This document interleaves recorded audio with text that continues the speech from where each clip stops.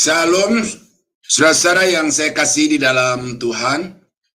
Selamat Natal, selamat Tahun Baru. Dan kita bersyukur bahwa pada hari ini kita dipertemukan Tuhan kembali dalam satu cara renungan firman Tuhan. Dan mari sebelum kita memulai, kita tunduk kepala, kita berdoa.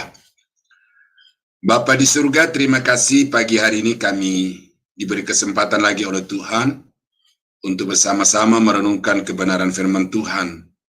Yang kami tahu, kami percaya bahwa firman-Mu itulah yang akan menjamin keberhasilan dalam semua yang kami kerjakan, dan juga yang akan membuat hidup kami berkenan kepada Tuhan. Karena itu Bapa, tolong kami di dalam mendengar firman-Mu, supaya apa yang kami dengar, kami mengerti, dan kami dapat lakukan dalam kehidupan kami bagi kemuliaan Tuhan. Kami berdoa, kami sambut firman Tuhan dalam nama Yesus. Haleluya. Amin.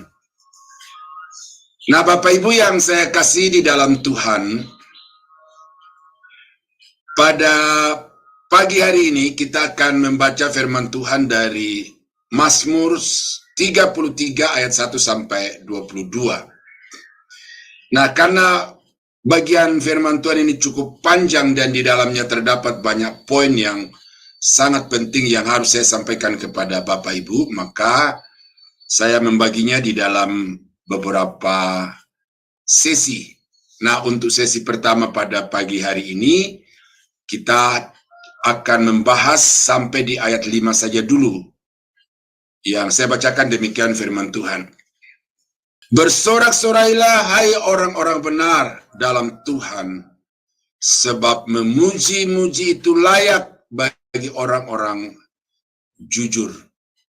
Bersyukurlah kepada Tuhan dengan kecapi, bermazmurlah baginya dengan gambus 10 tali.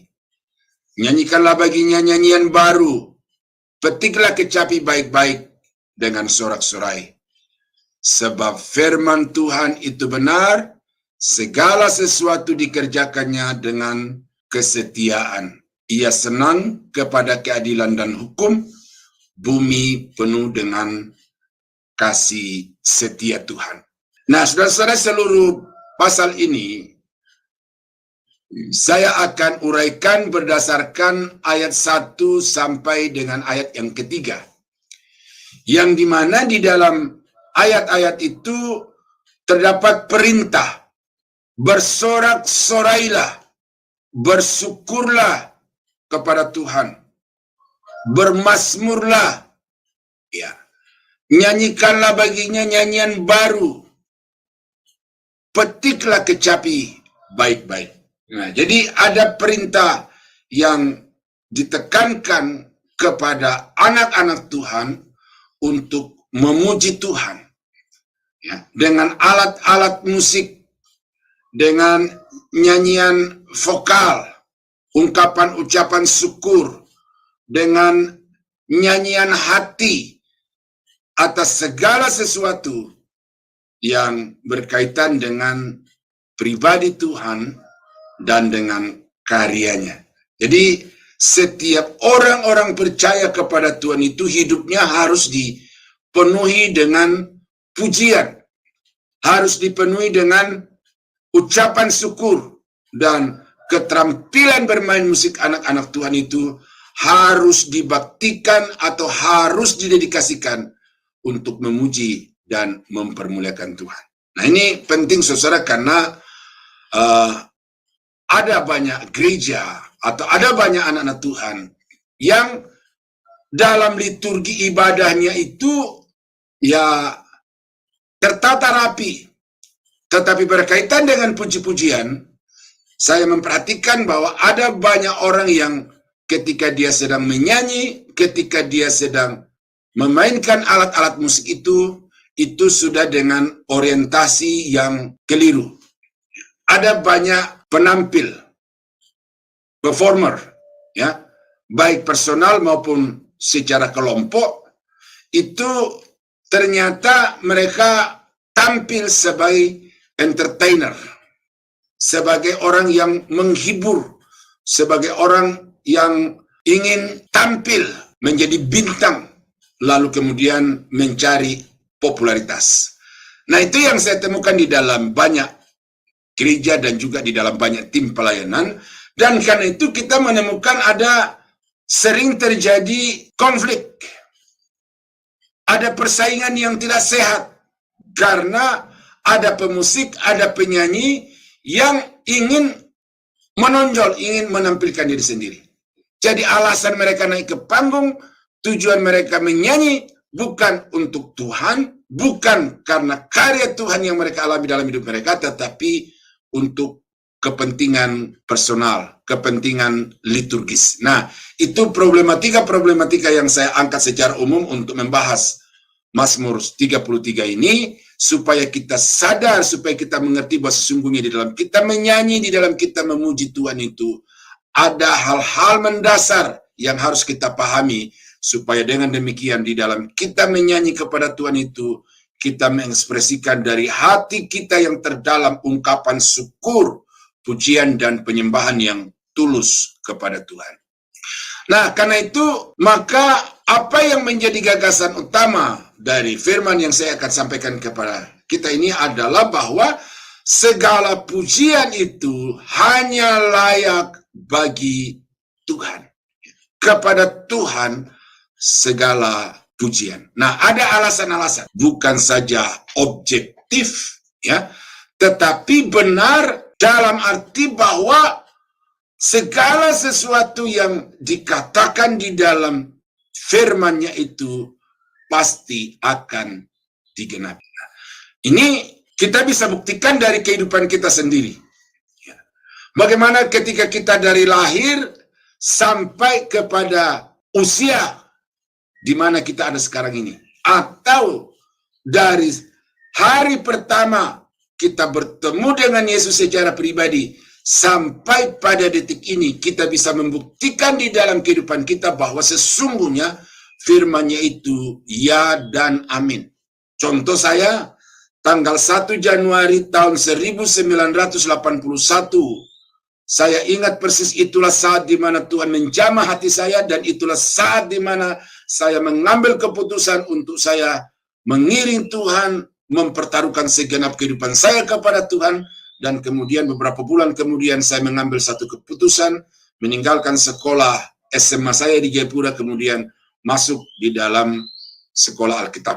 Dari saat itu, tanggal 1 Januari 1981 sampai kepada tanggal 9 Januari tahun 2024, saya menemukan di dalam sepanjang kehidupan saya, Tuhan selalu menggenapi firman-Nya.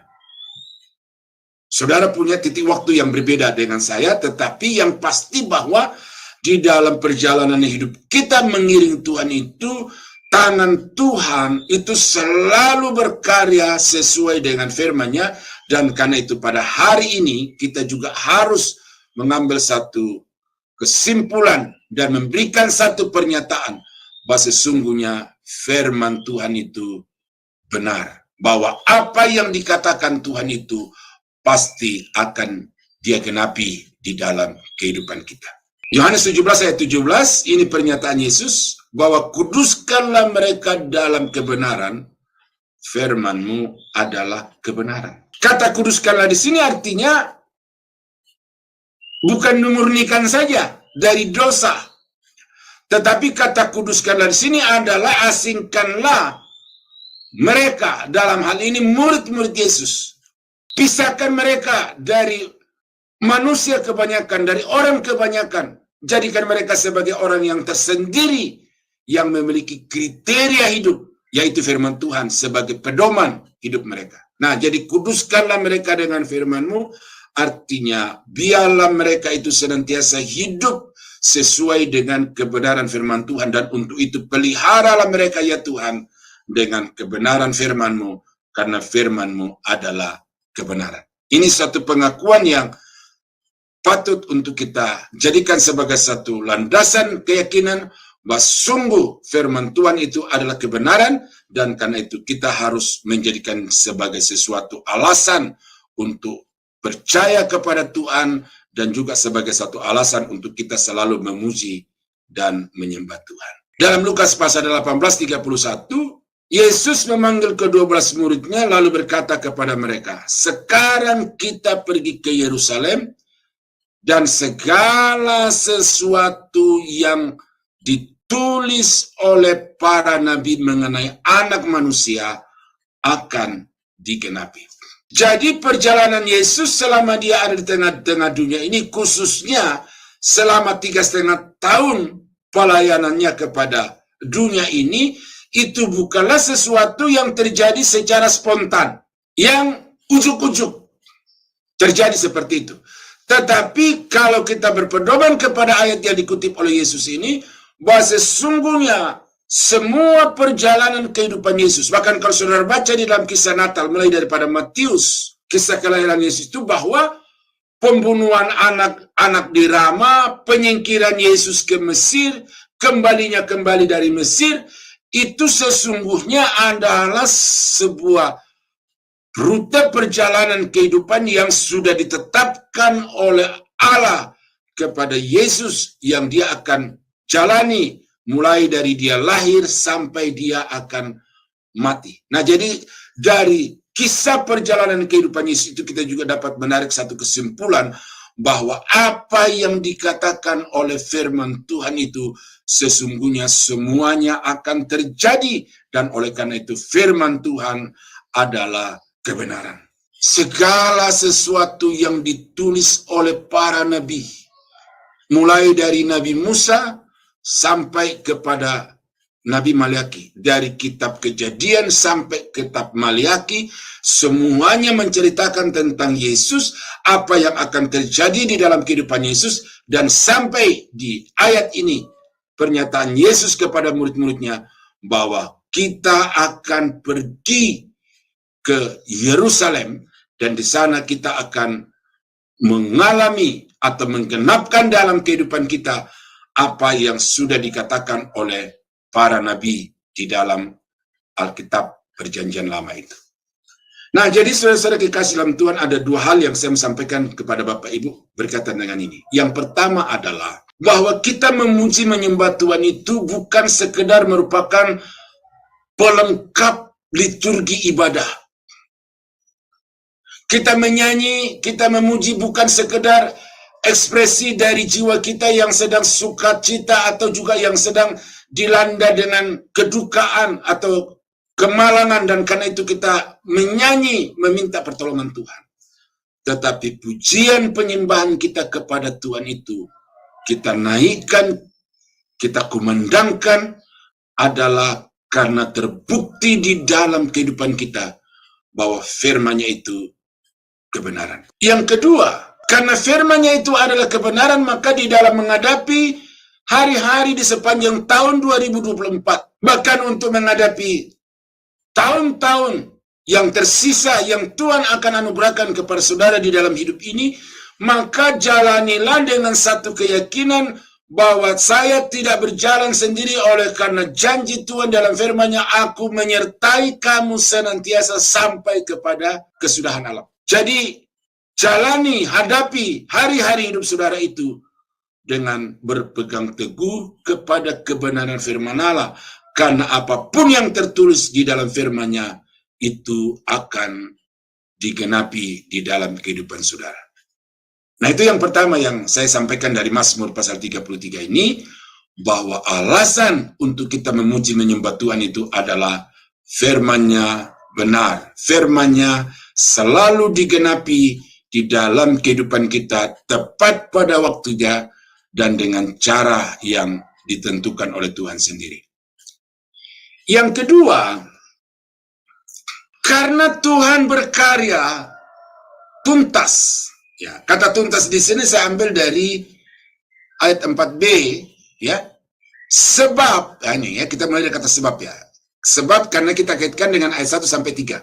Pujilah Tuhan, bersyukurlah kepada Tuhan, sebab segala sesuatu dikerjakannya dengan kesetiaan. Nah, kata kesetiaan ini bermakna satu keberlanjutan proses, satu keberlanjutan kerja, ya, kontinuitas kerja Tuhan dari awal sampai akhir. Makanya saya berkata, kita memuji Tuhan, kita menyembah Tuhan, kita bersyukur kepada Tuhan itu, alasan dasarnya salah satunya adalah karena Tuhan itu berkarya dengan tuntas. Segala sesuatu yang dikerjakannya itu penuh kesetiaan dari awal sampai akhir. Ya, Alkitab berkata, kalau kita tidak setia, Dia tetap setia karena Dia adalah Allah yang setia. Itu sebabnya saudara-saudara, jangan pernah ragu, jangan pernah bimbang tentang Tuhan yang berjanji, yang berkarya, karena tidak pernah Tuhan itu bekerja setengah-setengah. Tuhan tidak pernah bekerja dengan mangkrak berhenti di tengah perjalanan. Dia bekerja dari awal sampai akhir, segala sesuatu yang dikerjakannya tuntas, terbaik, dan segala sesuatunya dikerjakannya untuk kepentingan umatnya dan demi kemuliaan kebesaran bagi namanya. Itu sebabnya kalau saudara baca dalam Kejadian pasal 1, khususnya masuk juga di dalam pasal 2, saudara bisa melihat di situ bahwa sesungguhnya segala sesuatu yang dikerjakan Tuhan itu tuntas dan baik adanya, sempurna karya Tuhan itu. Dalam Filipi pasal 1 ayat 5 sampai 6 berkata begini, Aku mengucap syukur kepada Allahku karena persekutuanmu dalam berita Injil, mulai dari hari pertama sampai sekarang ini. Nah, kata sekarang ini itu bukan tanggal 9 2024, tetapi sekarang ini adalah pada waktu Paulus menulis surat ini dalam penjara kepada jemaat di Filipi. Jadi, dari awal mula Paulus pergi memberitakan Injil di Filipi, sampai dia masuk penjara, dan di dalam penjara itu dia menulis surat ini, dia bangga, dia bersuka cita, dia mengucap syukur untuk jemaat di Filipi karena mereka membangun persekutuan berdasarkan Injil. Setidaknya sampai pada detik itu. Namun, ayat yang ke-6 ini adalah satu keyakinan Paulus, ya, untuk ke depan, perjalanan jemaat di Filipi itu selanjutnya ke depan.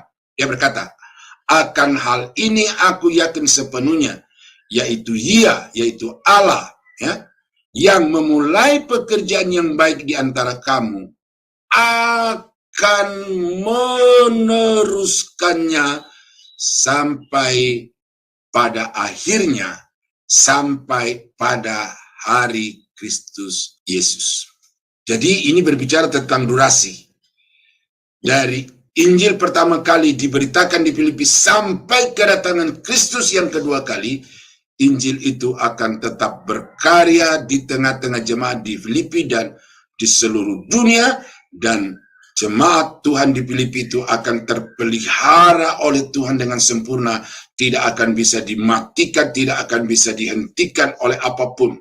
Sekalipun dia harus melintasi badai, gelombang, melintasi perjalanan kehidupan yang penuh dengan tantangan, tetapi Tuhan akan tetap bekerja, berkarya di tengah-tengah mereka sampai mencapai kesempurnaannya pada hari Yesus Kristus. Ini menjadi satu alasan untuk kita memuji menyembah Tuhan, karena semua yang Tuhan kerjakan dalam kehidupan kita itu tuntas, sempurna adanya. Maka itu sebabnya kita menaikkan segala puji syukur kepada Tuhan. Di dalam Yohanes pasal 19 ayat yang ke-28 dan 30, ini ketika Yesus sedang tergantung di atas kayu salib, sesudah itu, karena Yesus tahu bahwa segala sesuatu telah selesai, berkatalah ia, supaya genaplah yang ada tertulis dalam kitab suci, aku haus. Nah, ini ada kaitan dengan poin pertama tadi, supaya genaplah yang tertulis di dalam kitab suci. Apa yang dikatakan kitab suci itu benar, karena kitab suci itu adalah firman Allah. Jadi mulai dari lahir sampai kepada kematian Yesus di atas kayu salib, itu merupakan satu perjalanan kehidupan yang mengikuti skenario Allah, ya, perjalanan yang sudah dirancang oleh Tuhan sebelumnya, dan Yesus menjalani itu dengan kesetiaan. Lalu ayat yang ke-30, sesudah Yesus meminum anggur asam itu, berkatalah ia, sudah selesai. Lalu ia menundukkan kepalanya dan menyerahkan nyawanya. Jadi sampai pada batas kesempurnaan kerjanya, dia setia. Yesus datang ke dalam dunia ini meninggalkan segala kemuliaannya, kemudian menjadi manusia yang hina dina, lahir di kandang domba yang kita peringati bulan lalu, perayaan Natal itu. Tetapi sampai pada akhir hidupnya dia mati di atas kayu salib, karya penyelamatan itu tuntas dikerjakan dan dia menjalani semua proses karya penyelamatan itu dengan penuh kesetiaan. Nah, karena itulah maka kepada Bapa, kepada Yesus, dan kepada Roh Kudus layak segala pujian dan hormat, karena dia Allah yang setia, yang mengerjakan segala sesuatu secara tuntas di dalam kehidupan umatnya, kehidupan orang-orang yang percaya kepadanya. Nah, Bapak Ibu yang dikasihi Tuhan, apa masalah yang saudara sedang hadapi saat ini? Percaya bahwa Tuhan tidak bekerja sekedarnya. Tuhan tidak bekerja setengah hati. Dia bekerja dengan sesungguhnya, dan kalau dia sudah memulai untuk menolong dan campur tangan dalam setiap permasalahan saudara, maka sampai pada titik akhir kesempurnaan penyelesaian masalah saudara itu, dia akan terus bekerja. Itu sebabnya maka di dalam segala keadaan, di dalam segala situasi, kita sebagai anak-anak Tuhan itu wajib untuk mengucap syukur, wajib untuk mempersembahkan puji-pujian, karena dia berkarya di dalam sepanjang kehidupan kita, dan juga di dalam setiap permasalahan yang kita sedang hadapi. Itu yang kedua. Mengapa kita harus mempersembahkan pujian kepada Allah? Karena Tuhan itu setia, dan apa yang dia kerjakan, dia akan kerjakan dengan tuntas. Dan yang ketiga, alasan apa kita memuji menyembah Tuhan itu terdapat di dalam ayat yang kelima, karena ia bertindak dengan adil. Ya, ayat yang kelima, ia senang kepada keadilan dan hukum. Bumi penuh dengan kasih setianya. Nah, jadi yang saya angkat dulu di sini adalah bagian 5a yang berkata bahwa Tuhan itu senang kepada keadilan dan hukum. Keadilan di sini adalah kebenaran. Jadi segala sesuatu yang Tuhan kerjakan, tindakan-tindakan yang diambil Tuhan bagi orang-orang yang percaya kepadanya adalah tindakan-tindakan yang berdasar kepada keadilan dan kebenaran. Tindakan-tindakan yang diambil berdasarkan hukum, ketetapan-ketetapan yang sudah ditetapkan oleh Tuhan, yang mengikat seluruh umat manusia. Bahkan Tuhan sendiri tidak akan mungkin untuk bisa menggagalkan atau melanggar hukum yang dia sudah tetapkan itu. Nah, jadi saudara kekasih dalam Tuhan, Tuhan itu tidak pernah berbuat yang curang. Tuhan tidak pernah berbuat yang merugikan, tetapi Tuhan itu berbuat berdasarkan keadilan dan kebenaran, dan karena itu semua masalah dapat selesai dengan sempurna. Tanggal 31 Januari kami sekeluarga duduk untuk berbicara, mengevaluasi masa lalu, dan untuk berpikir masa depan. Nah, sebagaimana umumnya keluarga-keluarga, tidak terkecuali keluarga hamba Tuhan itu, ada masalah-masalah. Saya dengan istri ada juga gesekan-gesekan, ketidaksesuaian di dalam pemikiran dan juga di dalam tindakan. Nah, lalu anak saya, dia nyatakan saya bingung mau berpihak kepada bapak atau berpihak kepada mama. Karena mama selalu mengatakan saya berpihak kepada bapak, lalu bapak bilang selalu berpihak kepada ibu. Lalu saya katakan gini sama dia, jangan pernah berpikir untuk berpihak kepada mama atau kepada papa, tetapi berpikirlah untuk berpihak kepada kebenaran dan hukum. Kau sudah dewasa, kau bisa menilai mana yang salah, mana yang benar, baik pada papa maupun pada mama. Karena itu yang harus kau berdiri di atasnya adalah kebenaran. Mana yang benar itu yang kau pegang, mana kebenaran itu yang harus kau bela. Bukan membela orang, bukan membela mama atau papa. Nah, ini secara penting, ya. Di dalam menjalani kehidupan ini, di dalam menyelesaikan setiap permasalahan, Tuhan itu tidak memandang orangnya pertama, tetapi yang pertama yang dia pikirkan adalah keadilan, kebenaran, hukum yang dia sendiri telah tetapkan. Nah, jadi karena itu kalau saudara sedang menghadapi satu masa-masa yang sukar, ini saudara harus berdiam diri sejenak, merenungkan, mempertanyakan kepada diri sendiri. Apa sebab? Bukankah Tuhan merancangkan yang baik? Bukankah Tuhan berjanji akan memberkati? Tetapi kenapa ada satu rute perjalanan kehidupan, adalah satu fase kehidupan yang kita mengalami hal-hal yang tidak menyenangkan dalam hidup ini? Tentu karena kita melanggar hukum Tuhan. Tentu karena kita melanggar kebenaran Tuhan. Itu sebabnya maka jangan heran kalau Tuhan bertindak, karena dia sedang bertindak berdasarkan dengan keadilan dan kebenaran. Ayub pasal 34 ayat 12. Sungguh Allah tidak berlaku curang. Yang Maha Kuasa tidak membengkokkan keadilan. Jadi pernyataan dari teman-teman Ayub ini jelas menyatakan bahwa Tuhan itu tidak akan pernah berbuat curang. Walaupun sebenarnya motivasi daripada 3 sahabat Ayub ini datang untuk menghakimi Ayub, bahwa kamu mengalami semua penderitaan ini karena kamu hidup tidak benar kepada Tuhan. Ya, itu motivasi daripada 3 sahabat Ayub itu. Tetapi yang saya mau angkat di sini adalah bahwa apa yang mereka yakini, Tuhan itu tidak pernah berbuat curang, Tuhan tidak pernah membengkokkan keadilan, itu adalah kebenaran. Saudara dihukum berdasarkan dengan pelanggaran. Saudara diberkati berdasarkan dengan prestasi, pencapaian yang saudara dapatkan di dalam Tuhan. Dan oleh karena itu maka kita bersyukur kepada Tuhan, karena Tuhan itu selalu bertindak adil di dalam kehidupan kita. Daniel pasal 4 ayat 37.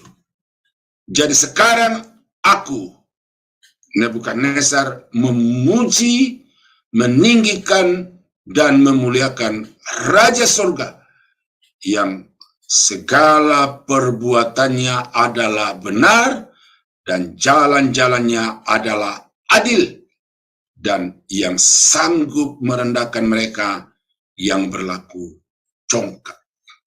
Jadi pada waktu itu Daniel dipanggil oleh raja untuk memberitahukan kepada raja apa-apa yang akan terjadi di dalam kehidupannya sesuai dengan statusnya sebagai hamba Tuhan, dalam hal ini Daniel. Dia nyatakan kepada raja semua kejahatan-kejahatan yang dilakukan oleh raja, dan karena itu raja akan mengalami penghukuman dari Tuhan. Nah, sebenarnya saudara, ya, Daniel pada waktu itu sedang juga mempertaruhkan nyawanya, karena yang dihadapi ini bukan orang biasa, orang yang di dalam tangannya atau di dalam gerakan jarinya itu ada undang-undang. Apa yang dia inginkan tinggal dia kode dengan jari, maka algojo akan bertindak. Daniel pada waktu itu menyatakan kepada Raja Nebukadnezar, bukan sesuatu yang baik, bukan sesuatu yang menyenangkan bagi raja, tetapi sesuatu yang merupakan penghukuman Tuhan karena kesombongan, karena kecongkakan dari Nebukadnezar itu. Dan di dalam semua itu kemudian raja menerima apa yang disampaikan Daniel, lalu membuat satu pengakuan. Ya, ini pengakuan dari orang yang tidak percaya kepada Tuhan. Ini dia mengatakan bahwa segala perbuatan Tuhan, Raja Surga itu, ya, dia pakai istilah Raja Surga itu adalah benar, dan jalan-jalannya adalah adil, dan yang sanggup, ya, membuat orang yang congkak menjadi rendah, tetapi kemudian dia sanggup untuk mengangkat orang-orang yang rendah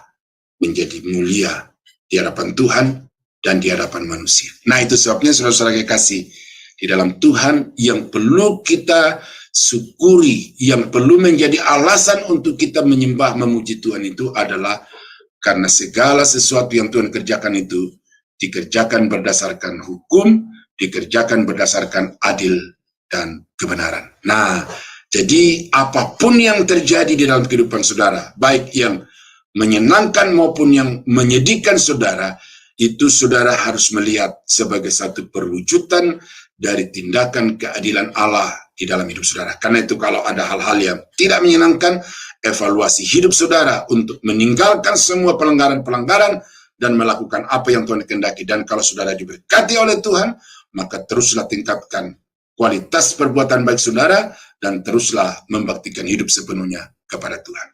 Nah, itu 3 alasan pertama yang saya sampaikan kepada Bapak Ibu pada hari ini. Mengapa Tuhan itu layak untuk dipuji dan disembah? Mengapa orang-orang benar itu layak untuk memuji menyembah Tuhan? Karena 3 alasan. Yang pertama adalah karena firman-Nya benar. Yang kedua karena karyanya itu tuntas. Dan yang ketiga adalah karena Dia Tuhan yang adil, yang bertindak di dalam kehidupan setiap orang berdasarkan keadilan dan kebenaran. Nah, kiranya Tuhan menolong memampukan saudara untuk selalu menaikkan puji-pujian di dalam segala keadaan yang bagaimanapun terjadi di dalam kehidupan kita, karena pujian penyembahan itu layak bagi Tuhan dan layak bagi orang-orang yang hidup berkenan kepada Tuhan. Kita tunduk kepala, kita berdoa. Bapa di surga, terima kasih untuk firman-Mu pada pagi ini yang sudah kami renungkan bersama-sama. Tolong kami ya Bapa, supaya kami mampu untuk senantiasa mempersembahkan puji-pujian, hormat dan syukur kepada Bapa. Firman-Mu sudah disampaikan, kiranya firman itu berkarya di dalam kehidupan kami Bapa, supaya di dalam setiap keadaan, dalam setiap situasi, kami akan selalu mempersembahkan syukur kepadamu. Kami berdoa mengucap syukur untuk firman-Mu ini, dalam nama Yesus Tuhan dan Juru Selamat kami. Haleluya. Amin. Tuhan Yesus memberkati Bapak Ibu. Sampai ketemu di sesi yang berikutnya.